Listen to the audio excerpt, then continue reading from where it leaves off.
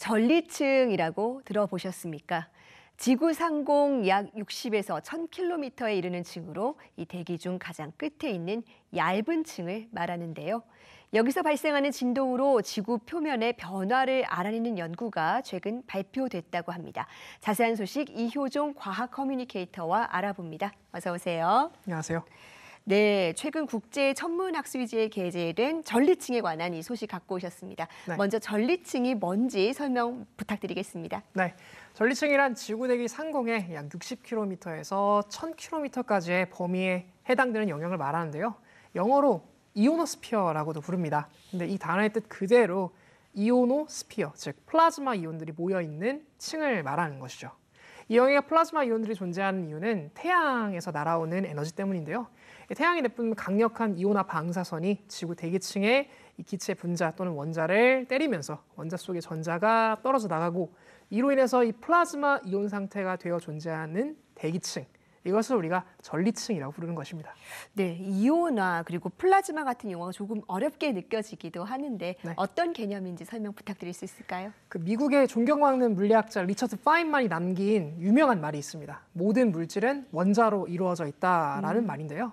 여기서 말하는 원자는 물질을 구성하는 가장 기본적인 단위입니다. 그런데 이 원자 혹은 원자가 여러 개 모여 있는 분자는 외부로부터 강하게 충격을 받았을 때 원자를 구성하는 전자가 튀어나가서 이온 상태가 됩니다. 여기서 말하는 이런 이온 상태가 되는 현상을 우리가 이온화 또는 전리라고 부르는데요. 전리층은 이렇게 이온화가 진행되고 있는 층을 말하는 것입니다. 네, 그런데 이 전리층이 이 지구상에서 가장 놀라운 자연 현상으로도 꼽히죠. 이 오로라의 서식지로도 알려져 있다고요. 네, 맞습니다. 이 층에 속한 이 플라즈마 이온들은 단순히 이온 상태로 존재하는 것이 아니라 끊임없이 전자가 떨어져 나갔다가 다시 들어왔다가 하는 일들이 계속해서 무한히 반복되고 있는데요. 이런 상태를 우리가 동적 평형 상태라고 부릅니다. 지구로 입사하는 고에너지의 하전 입자 또는 방사선과 같은 이런 강렬한 복사선들을 이런 과정을 통해서 흡수하는 일을 전리층이 담당을 하고 있습니다. 이와 같은 현상의 일례를 저희가 극적으로 관찰할 수 있는 것이 이제 말씀해 주셨던 오로라 현상인 것이죠. 또 이온 상태로 존재하는 플라즈마층은 전기적인 특성에 굉장히 큰 상호작용을 하기 때문에 이 전파 영역대 중 파장이 상대적으로 짧은 저희가 단파라고 부르는 그 영역을 반사시키거나 굴절시키거나 이런 일들을 합니다.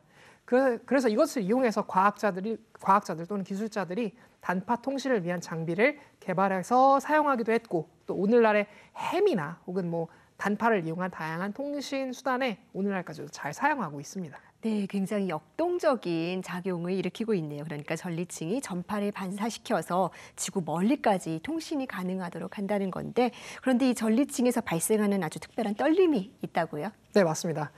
몇몇 과학자들이 전리층에서 발생하는 떨림에 좀 주목을 하고 연구를 좀 진행을 했었는데요. 이 떨림이 만들어지는 원리는 전리층도 결국에는 물질이잖아요. 이제 플라즈마로 이루어져 있는 물질이기 때문에 공기를 타고 흐르는 압력의 에너지, 제가 지금 말하고서 이제 귀로 들리는 것처럼 네. 소리라고 하는 것이 결국에는 그런 압력 에너지를 전달하는 매개인 것인데요. 네.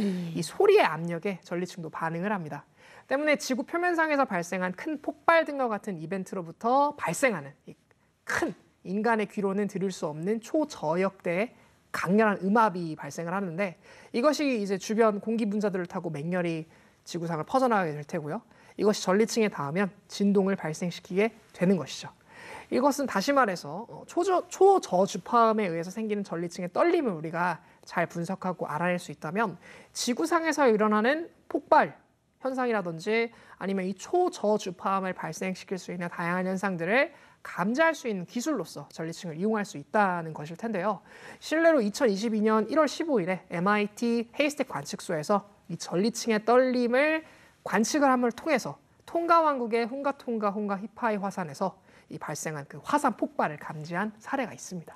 네, 그렇다면 과학자들이 이 전리층의 떨림을 어떻게 포착할 수가 있습니까? 여러 방법들이 있을 수 있을 것 같습니다. 하지만 기본적으로 사용할 수 있는 방법은 반사를 통해서 거리를 계속해서 측정하는 방법일 텐데요. 전리층의 전파를 송수신하면서 나타나는 변화, 즉 전리층에서 반사되는 단파 영역의 전파를 송신하고 이것을 다시 수신하는 과정을 통해서 지구로부터 전리층까지의 이 거리를 계속해서 측정을 하는 것입니다. 그래서 만약 폭발이나 뭐 지진 혹은 뭐 화산 활동과 같은 이벤트, 이것이 이제 우리가 알고 있는 그 초저주파형의 영역에 소리를 발생시키는 이벤트로 알고 있는데요. 이때 발생한 그 음이 전리층에 도달하게 되면 전리층이 미세하게 흔들리면서 이 전리층과 지구 사이의 거리가 변하게 될 텐데, 이렇게 되면 레이더는 이제 이때 나타나는 그 미세한 변화를 실시간으로 이제 측정을 할 수 있게 되는 것이죠. 네. 그래서 비유하자면 전리층이 일종의 지진계와 같은 역할을 하는 것이고, 그 지진계와 같은 역할을 우리가 송수신 레이더를 통해서 정밀하게 기록을 하는 것입니다. 네, 말하자면 이 전리층 분석을 통해서 지표면에서 일어나는 사건들을 실시간으로 관측할 수도 있다는 얘기인데, 네. 그런데 이 전리층 분석의 한계도 있다고요? 네. 이게 아쉽게도 지금까지 전리층 분석이 약 1킬로톤의 TNT가 한순간에 폭발되는 수준, 굉장히 큰 폭발 수준 이상이 되어야만 감지를 해낼 수 있는 이 비교적 좀 둔감한 민감도 때문에 이것을 좀 실용적으로 이용하기에는 다소 좀 한계점이 있어 보였습니다. 일례로 1945년에 히로시마에 투하된 핵미사일의 폭발 위력이 약 TNT 15킬로톤 정도의 수준이라는 점을 감안한다면 이 전리층 분석의 민감도가 상대적으로 굉장히 낮다, 이렇게 우리가 이해를 해볼 수 있을 것입니다. 네, 엄청난 폭발 수준이 돼야 된다는 건데, 그렇다면 이 분석 기술의 민감도가 개선이 되어야 할까요? 네, 그렇죠. 그래서 미국 공군 연구소의 물리학자인 케니스 오벤버그와 그의 연구팀이 이 전리층의 떨림을 분석하는 레이더를 국소적인 위치에 설치를 해서 실험을 합니다. 그래서 그 부근의 국한에서 발생하는 폭발 등의 이벤트를 감지하는 방법을 새로 이제 창안해서 개발했는데요. 이 기술이 기존의 그 분석 기술의 민감도보다 약 한 1000배 정도 향상된 기술이라고 합니다.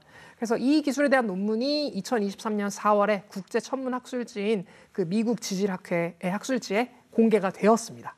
네, 굉장히 의미 있는 성과로 보이는데, 그렇다면 이 연구는 어떻게 이루어졌을까요?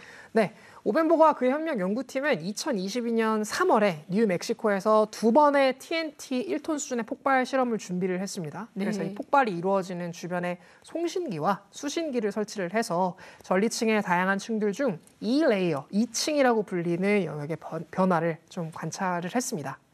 기존 기술의 민감도라면 절대로 감지할 수 없는 약한 폭발 실험이었음에도 불구하고 이 폭발이 이렇게 일어난 지 약 6분 뒤에 연구팀이 폭발로부터 발생한 전리층의 그 미세한 떨림을 관측해내는데 성공을 했다라는 내용을 논문으로 발표를 한 것입니다. 네. 비교적 국소적인 위치에 송수신 레이더를 설치하는 것으로서 이 1킬로톤의 폭발만 감지를 할 수 있어 좀 실용성이 없었던 기술을 단 1톤 정도의 폭발력만으로도 감지해낼 수 있게 만든 것이 이번 연구의 핵심인 것 같습니다.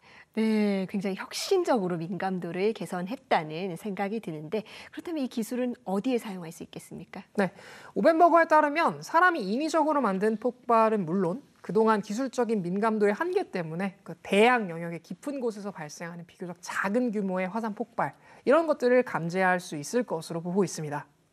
네, 그러면 이 전리층 분석 기술이 자연재해를 사전에 예보하는 어떤 경보 시스템으로도 활용이 될 수 있을까요? 그렇게 됐으면 정말 좋겠다고 생각을 했는데 네. 그렇게도 응용할 수 있다는 내용을 연구자가 이제 이야기를 했습니다. 네. 연구를 진행한 오벤버거에 따르면 지구에 국한하지 않고도 해당 기술을 또 적용할 수 있는 연구 사례까지도 이제 이야기를 했는데요.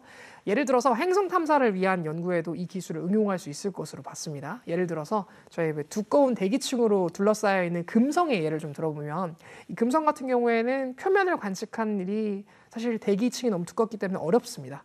그런데 이 금성의 대기층에다가 그 대기층에서 발생하는 이 전리층의 흔들림을 포착할 수 있는 기능을, 그러니까 여기 말하는 그 송수신 기능을 위성에 탑재해서 이 금성 대기층의 전리층의 흔들림을 파악할 수 있다면 금성 표면에서 일어나고 있는 다양한 지질학적인 어떤 변화, 행성 지질학적인 변화를 우리가 이해할 수 있는 그런 연구로도 적용될 수 있는 이런 이야기들을 했습니다. 예, 굉장히 잠재력이 큰 분야로 보이는데 앞으로의 발전이 기대가 됩니다. 전리층에 대한 연구 계속 기대해 보겠습니다. 오늘 말씀 잘 들었습니다.